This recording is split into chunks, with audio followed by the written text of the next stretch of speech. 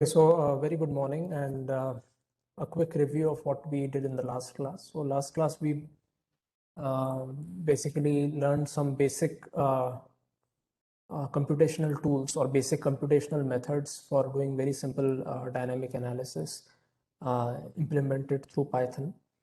So if any acceleration as a function of time, whether it is a complicated function or if it is a tabulated data, we learn how do we calculate the velocity and displacement as a function of time using a very simple method. Apart from that, there are also external libraries or external functions available to solve the ordinary differential equation. So basically what you are doing is solving a differential equation. X double dot is equal to a function of displacement, time and velocity. So you can use some differential equation solvers, and in fact what we did was exactly the same using a very simple technique, but you can use more advanced solvers for doing that. Like some of you also messaged me in the chat in the lecture, so yes, you can use that as well. Okay, so the topic for today's discussion is curvilinear motion. So the first part, what we have seen was a rectilinear motion where things were moving just in a straight line. So we had only one coordinate x, and that was so x as a function of time, what we wanted to get and plot. But now here the motion can take place in in a plane, or it can happen in the 3D space, and the type of motion is going to be a bit arbitrary or a bit complicated. So it's a very general motion that we are talking about is what is called as a curvilinear motion. So in fact, what we will see that the circular motion that you might have studied, it is a very special case of curvilinear motion, but we are going to do a very generalized analysis of a general motion. And right now it is for a particle, right? In future, we will extend this to rigid bodies. So the position vector of a particle, so first thing is to define a position vector. So the position vector we can define for any particle. Let's say particle is at point P, and let's say my fixed point is point O, and at that point I attach a reference frame which is X, Y, Z. And from this fixed reference frame, we are observing the point P. So therefore, a vector connecting the origin O to the position of point P is your position vector R. So that's your position vector. And then now we consider that if this particle moves by a small displacement delta R, or it moves along this curved path, and at a time difference of delta t, it has reached to a new position P prime, and with a new position vector R prime. So now here we can define a couple of quantities here. So one thing we can define is what is called as instantaneous velocity. So we can say that the change in displacement, which is R prime minus R vector, so that is your delta R vector, divided by delta t. And for the limiting case, when delta t approaches 0, we get is your instantaneous velocity v vector, which is your derivative of your dr vector by dt. So the rate of change of your position vector r vector will give you your velocity vector. So although it may appear a very elementary relationship here, but maybe in this end of this class or maybe in the next class, we will see that this relationship, this vector relationship is very helpful, and it can lead to reasonably complicated relationships, right? So, but this is the starting point that d of r vector by dt, derivative of your position vector, is your velocity vector. It's a vector equation. Similarly, we can say that your speed along this arc, which is basically your modulus of this instantaneous velocity, so that is your speed, and that is, again, I can say that ds by dt. In the limiting case, ds will be same as dr, so therefore this is actually the modulus of your v vector. But if you have to say about in terms of speed, then we'll say ds by dt is your speed of the particle at that instant. Okay. The next thing is considering the velocity of the particle at a time t. So at a time t, if you see this figure here, so let us say there is particle is at p, and the velocity is going to be tangent to the path of the motion. So it is going to be tangent to the, so if it is moving along the blue path, at this instant, it is going along the tangent of this blue curve, which is along this v vector.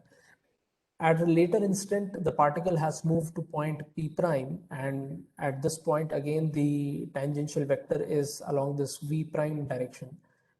So now if we say the change in the rate of change of velocity, which is your acceleration. So the acceleration is, in the limiting case, is dv by dt. And again, this change in velocity is your given by your acceleration vector. And again, these are all vector quantities. So for a general case, when a particle is moving, so the acceleration vector will not be, it can have both tangential components and it can have the normal components. So acceleration will have both components will be present there. Okay, now a very simple case is when we measure things with respect to a fixed Cartesian coordinates. So let us say a particle P is moving in a space along some curve, and at that instant it has got a position vector r vector, which can be expressed as xi cap plus yj cap plus zk cap. And now if I want to calculate the velocities and acceleration, then it is quite straightforward. We can differentiate this expression. So here, if I differentiate this expression, so just as we have seen, so dr vector by dt is your v vector. And this time derivative will operate on the x, y, and z, the coordinates, position coordinates of that point. And now the derivative vector will also act upon this I cap, j cap, and k cap. But for this case, the I cap, j cap, and k cap are fixed.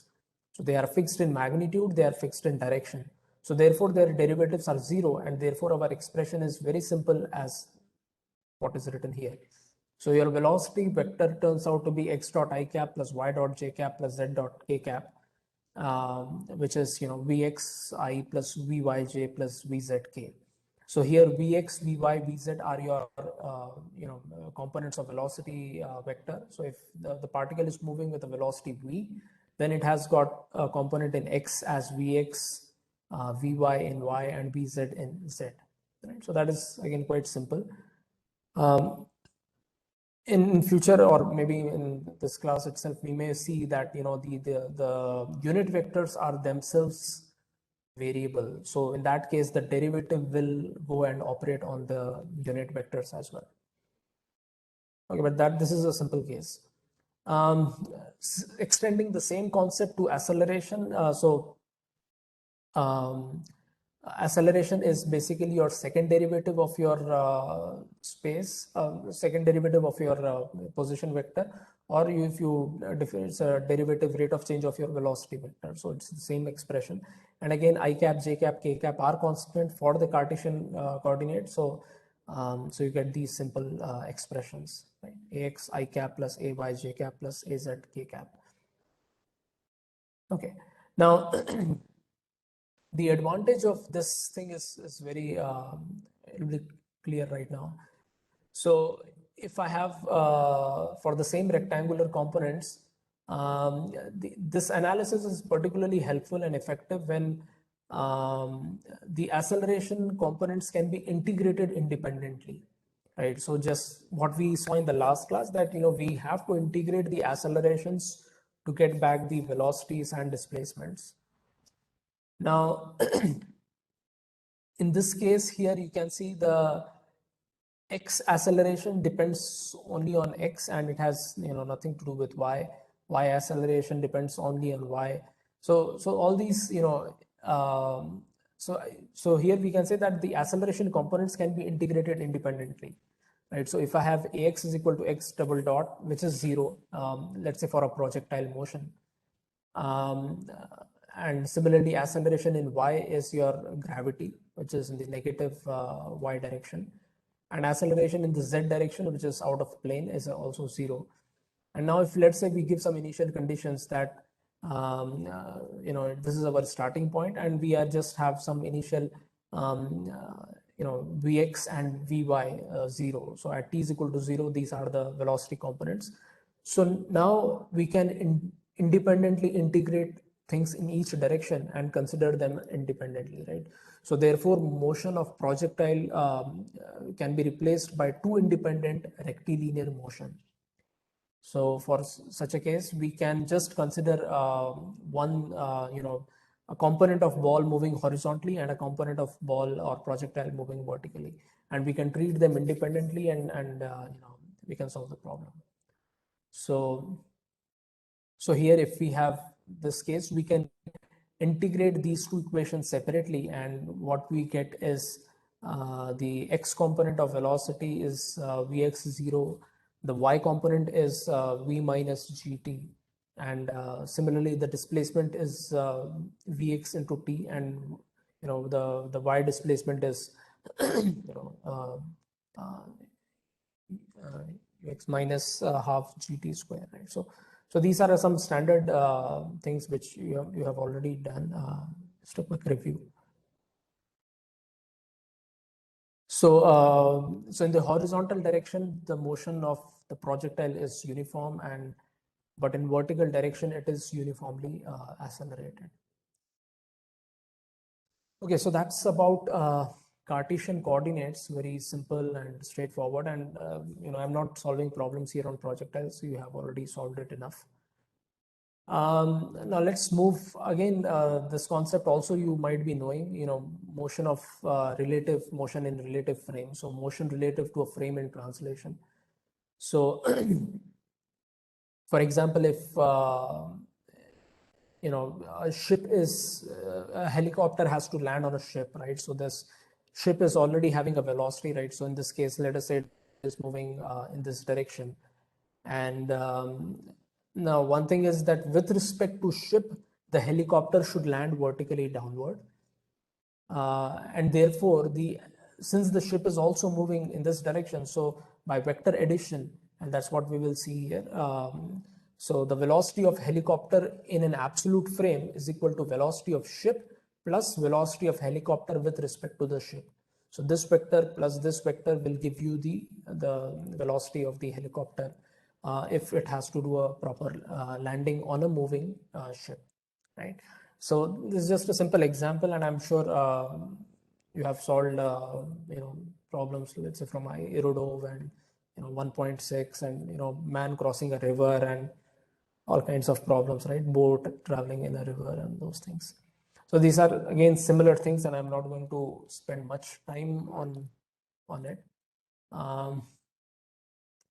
So the basic idea is summarized in this slide, so that if you have a fixed frame of reference, which is X, Y, Z, and I have another moving frame, which is X prime, Y prime, Z prime,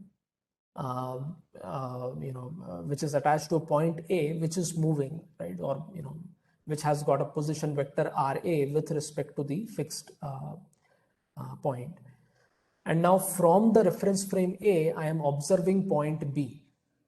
So from this reference frame X prime, Y prime, Z prime, which is attached to point A, we are observing point B, and point B has got a position vector RB with respect to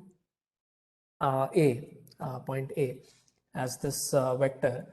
So now I can this position vector with respect to absolute frame which is your RB is equal to RA vector plus RB with respect to A vector.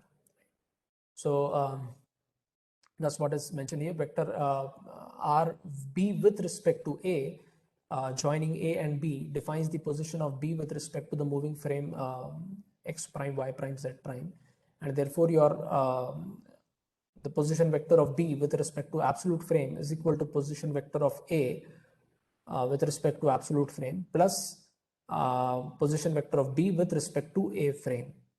So that's the very important concept in your relative motion types of problems. And again, if you differentiate it once and twice, we will get it same things for velocity. So velocity of point B is equal to velocity of point A plus velocity of B with respect to A. Same things for acceleration, right? So, and same concept we have applied on this slide here, you can see here. So the velocity of helicopter is equal to velocity of helicopter with respect to ship plus the velocity of ship. So same thing here. Okay, so again, I'm not going to spend much time on this. Let's go ahead. Yeah, so the absolute motion of B can be obtained by combining motion of A with relative motion of B with respect to moving reference frame attached to A. Okay, now here comes the roller coaster. So this is just a description of curvy linear motion where a particle or object can have quite complicated motion, and and so now if we have idea of the path of the motion, path of the vehicle or object, it will be convenient to analyze the motion using tangential and normal components along that path. So these are called as path coordinates, right? So what is the idea? The idea is that the particle is moving in a complicated path, and right now I'm just considering a planar case in XY coordinates. So suppose we know the path, right, which can be quite complicated. Now at this path, at a particular point, we express the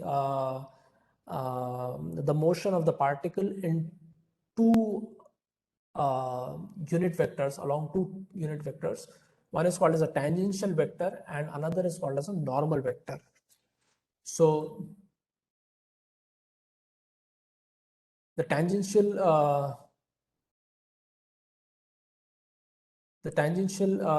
direction is called as ET, is tangent to the path of the particle, and velocity vector of a particle is, and the velocity is along the tangential direction, right? Because at every instant it is trying to move along that path.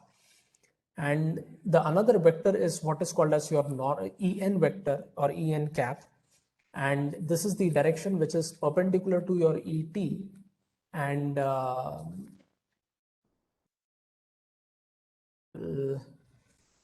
okay, so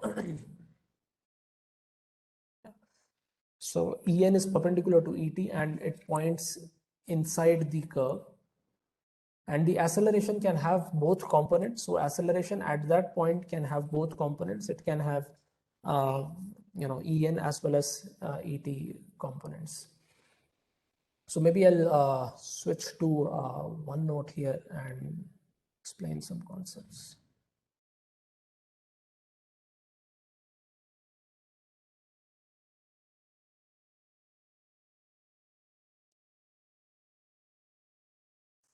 Okay, can you see this screen here?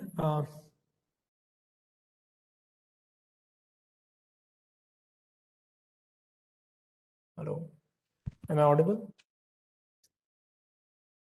Can you see the screen? Yes, sir. Yes, sir.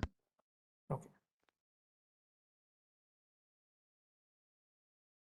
So now here we are going to do some simple derivations and simple understanding of this concept of curvilinear motion.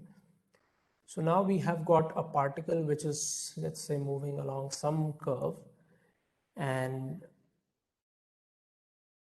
so here is the particle P which is moving along. So at this instant it is going to have a velocity which will be tangent to the curve of its motion, right? So because at this point it is trying to move along this direction. Now we define two vectors as I was saying. So we define to express the motion in two vectors. One is E t cap, which is the tangential direction. The second is called as En cap. So Et is your tangential unit vector, and En is your normal unit vector.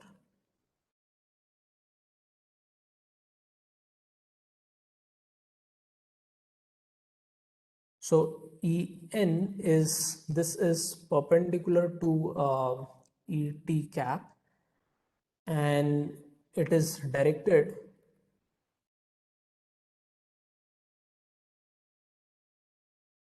towards the center. Now, what is that center? We will see in a few minutes. Now, if this is the situation, then we can say that the velocity vector is your magnitude times the Et cap. So this is one thing that I can express, that the velocity will be along Et cap only, and your V is your magnitude of velocity, or you can say this is your speed at this instant. Okay, now the idea is to calculate acceleration at this instant for the particle P. Now to calculate the acceleration,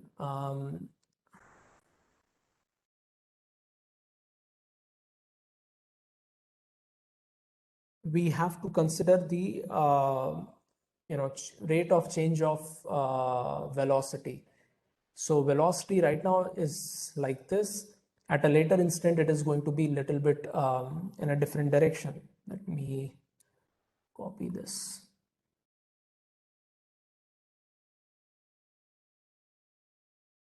Okay.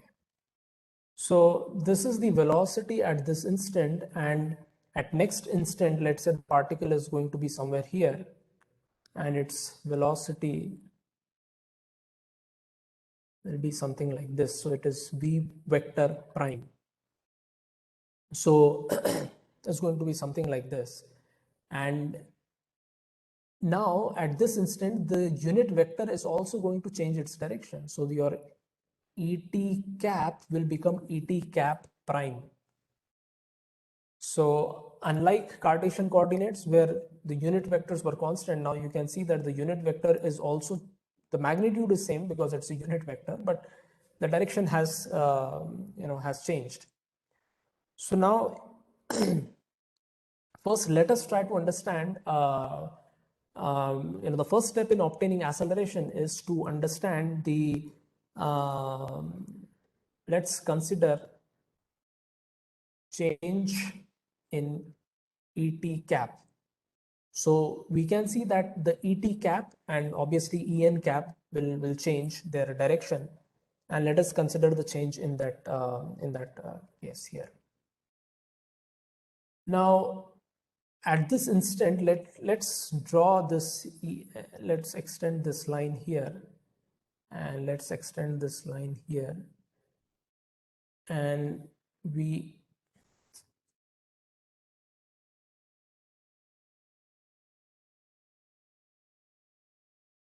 okay. So this orange line is basically your along En cap, and let us say this intersects at a point O, or we have some other name. Let's have it at point D. And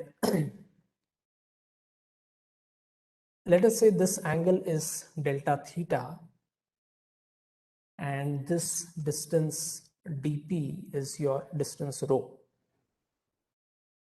So now in this delta t time, particle P has moved from P to P prime, and again it's an exaggerated figure, but let's assume that this is how the motion has taken place. Now in this time, one thing I can say that the arc length that is covered, delta S, which is your this path from here to here, this is your delta S. So delta S I can say is rho times delta theta, right? If delta theta is small, then I can assume this to be PP prime to be a circular arc. And if it is circular, then I can exactly write this relationship. Delta S is equal to rho times delta theta, right? So that is one relationship, just we can keep it in our mind.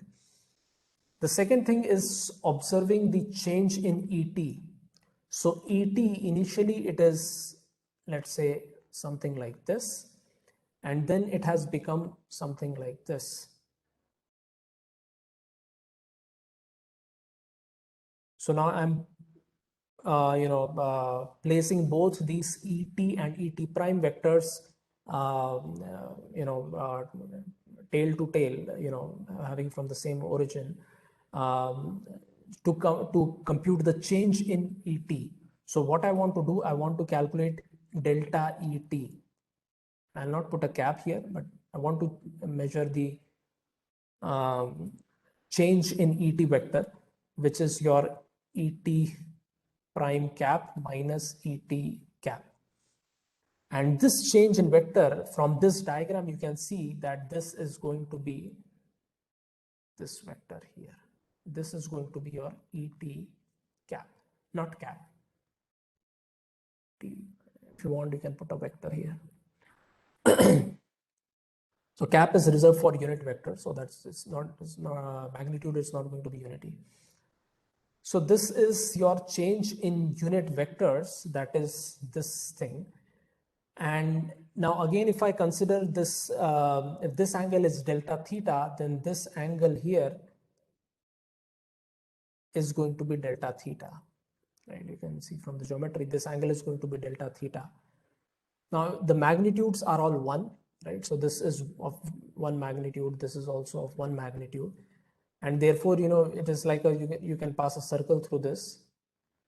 And therefore, if I calculate the magnitude of delta ET, this magnitude, this angle is going to be delta theta by 2. And if this is delta theta by 2, this hypotenuse is 1. So this side is going to be sine of delta theta by 2. And this is again sine of delta theta by 2. So therefore, this magnitude is going to be 2 times sine of delta theta by 2. So that is the magnitude of this thing. And now if I take the limiting case of delta by delta t, and if I put limit delta theta approach 0, so this, in this limiting case, this is going to be d of et by d theta, right? And this is your limit of sine of delta theta by 2 divided by, here I have divided by delta theta, so I'll divide by delta theta here, and this 2 comes in the denominator, becomes 2, and limit delta theta approaches 0, this is going to approach to 1. So if you talk about the magnitude of delta et by del theta, which is your det by d theta, its magnitude is 1.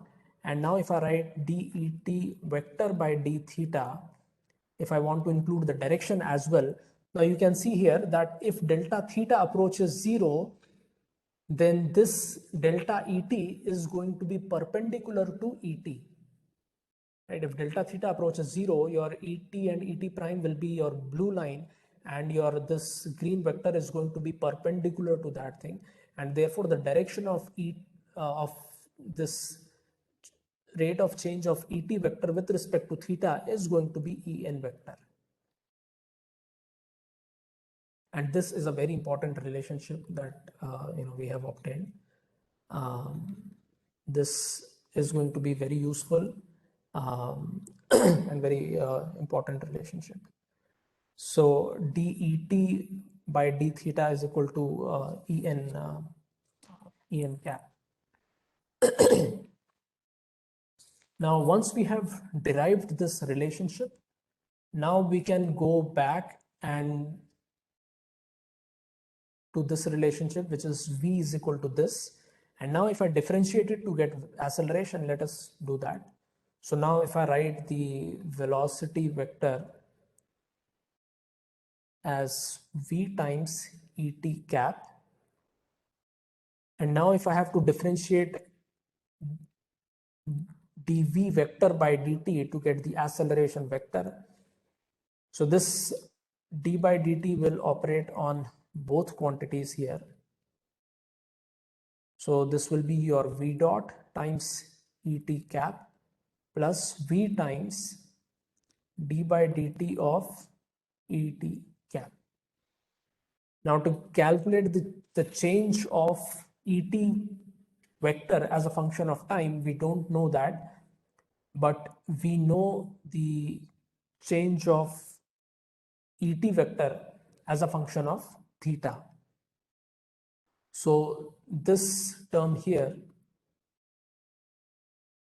we will express as v times d by d theta of et cap times d theta by dt.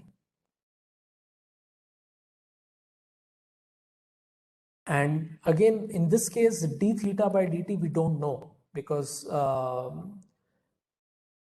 this point is point D is not a fixed point, it is also a variable point. So therefore now here we will express this as v times d by d theta of et cap, which we know, times d theta by ds times ds by dt. There are, this chain rule that has to be applied 2 times. And d theta by ds times ds by dt. So now let us look at the various terms. So this is your en cap, right? So det by d theta is your en cap, so it becomes v times en cap times, we'll come to that later, ds by dt is your velocity, magnitude, which is your speed. So ds by dt, s is your arc or position along the arc length, and ds by dt is your again velocity. Now d theta by ds can be obtained from this relationship which we had left. So in the limiting case, delta theta approaching to 0, we can have delta s by delta theta is equal to rho, and or you can write it other way around. So I can say d theta by ds is equal to 1 by rho, right? In the limiting case, delta theta approaches 0. So therefore, d theta by ds is 1 by rho. So therefore, this becomes 1 by rho. And therefore, this point that we are talking right now is what is called as your you can say instantaneous center of rotation. So this is the point about which at this instant this particle is assumed to make a pure circular motion, and this is your radius. Rho is your radius of curvature. So rho is your radius of curvature. So your acceleration vector, so this was the second term, and then there was another term which was this term, which is v dot times et cap, and plus here plus this thing. So therefore, finally, your acceleration has two components. So one is the tangential acceleration,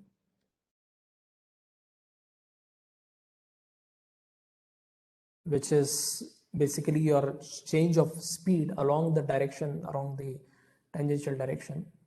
And the second is your normal acceleration, which is your v square by rho, right? Or v square by r, that you might be knowing.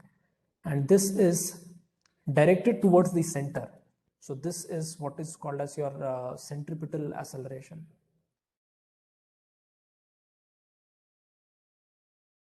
I mean, I won't call it as centripetal because that is for a pure circular motion. But yeah, this is your normal acceleration.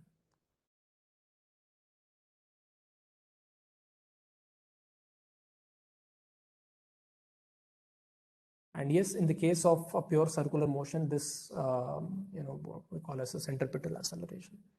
So this is your v square by r terms of v square by rho. So let me see what is that. Okay, so I think that's all for today, and we will continue with more interesting case in the next class.